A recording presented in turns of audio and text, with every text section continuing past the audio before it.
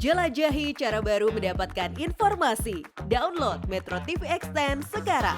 Meski ada pendapat berbeda dari dua hakim anggota yang tetap dengan hukuman mati, Majelis Kasasi Verdi Sambo tetap memutuskan Sambo dihukum seumur hidup. Kekuatan hukum tetap ini tentu saja mengecewakan keluarga korban Brigadir Yosua. Di lain pihak, keputusan MA pun tidak memuaskan terpidana, harusnya bisa lebih rendah lagi. Telah bergabung bersama kami ada dua narasumber. Yang pertama ada kuasa hukum keluarga Yosua, Bang Martin Lukas, dan kemudian ada kuasa hukum dari Ricky Rizal, Erman Umar. Bang Martin, Pak Erman, selamat siang. Ya, selamat siang, Mbak. Ya, baik. Saya ke Bang Martin dulu. Bang Martin, apa tanggapan dari tim kuasa hukum mengenai putusan MA ini? Ya, terima kasih ya. Sebenarnya sih kita nggak kaget ya, Mas ya. Karena memang akhir-akhir ini kan kasus ini seperti hilang di telan bumi ya. Tidak ada sorotan media. Kami hanya mencoba untuk mencari-cari informasi dari keterbatasan gitu ya. Nah, yang kami kritisi itu sebenarnya adalah tidak adanya pemberitahuan sebelum putusan itu dibacakan ataupun diumumkan lewat press release. Kita masih ingat betul bahwa di pengadilan negeri hal itu dilakukan. Di pengadilan tinggi juga pada saat itu pengadilan tinggi melakukan suatu rilis yang menginformasikan 7 hari sebelum putusan banding dibacakan. Nah, dengan tidak adanya pemberitahuan ini sangat meminimalisir dan juga membatasi partisipasi publik dan juga pengetahuan dari keluarga korban. Nah, ini sangat kami sesalkan gitu ya. Kenapa bisa seperti ini? Nah, yang berikutnya mengenai pertimbangan hukum itu sendiri. Di dalam putusannya ya, itu kan jelas bahwa menolak kasasi kejaksaan dan juga menolak kasasi terdakwa atau penasihat hukumnya gitu ya. Namun memperbaiki ya dari turut serta menjadi secara bersama-sama dan juga memperbaiki hukumannya ya.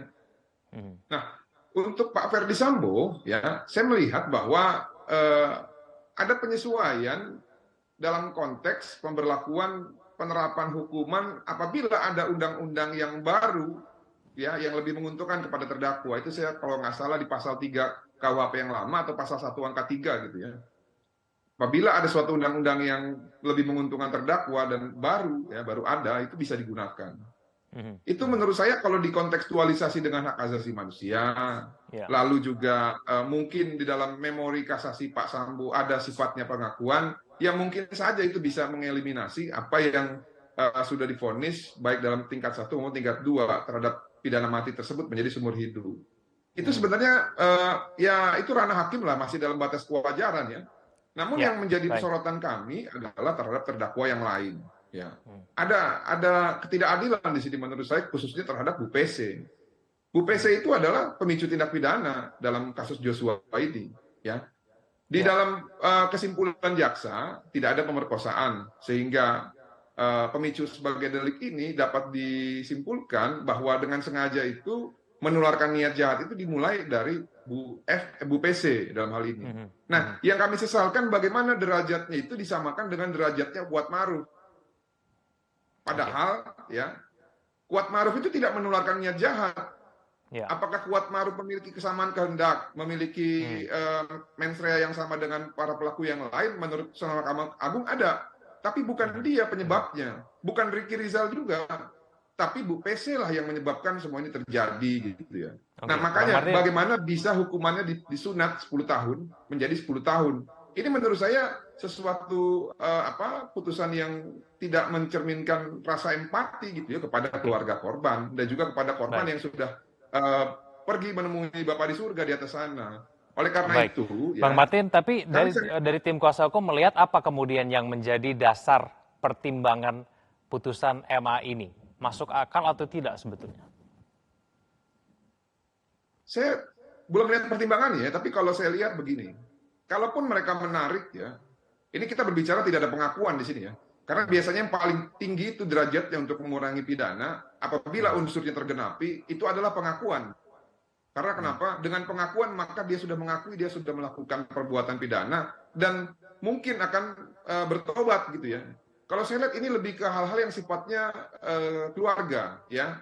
Kenapa saya bilang begitu? Memang kita pahami dalam konteks perkara ini ada dua pasangan suami istri yang dipidana bersama-sama atas perbuatannya sendiri.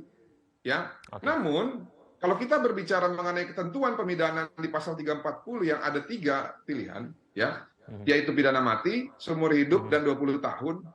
Apakah adil seseorang yang menjadi aktor intelektual ya, walaupun dia sesama pasutri yang memiliki 3 orang anak ya, apakah adil diberikan diskon sebegitu besar gitu 50%?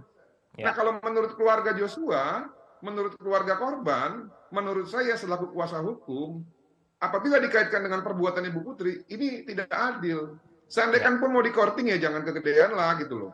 Karena kenapa? Gini loh, Mas Egan, kita kan paham ya bahwa dalam KUHP sendiri itu mengatur bahwa untuk menjalani pemidanaan itu tidak harus ya, dan tidak harus seluruhnya gitu ya. Ada ketentuan pembebasan bersyarat ataupun cuti apabila seorang terpidana itu sudah menjalani masa hukuman 2/3. Nah, apakah adil ya seseorang yang sudah menjadi aktor intelektual ya dan juga memicu terjadi tindak pidana lalu membuat Indonesia menjadi gaduh lalu menimbulkan duka yang mendalam kepada keluarga korban nantinya hanya 6 bulan hanya 6 tahun dipidana.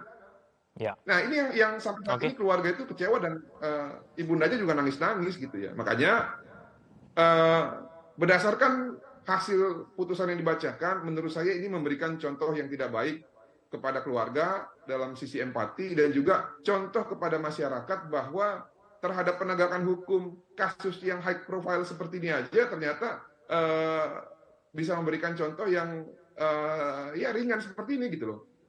Oke, baik. Kita jeda dulu, saya akan tanyakan nanti usai jeda ke Pak Herman Umar, apa tanggapannya berkaitan dengan putusan MA terhadap hukuman Ricky Rizal. Cara mudah mendapatkan informasi dengan satu sentuhan jari. Download Metro TV Extend.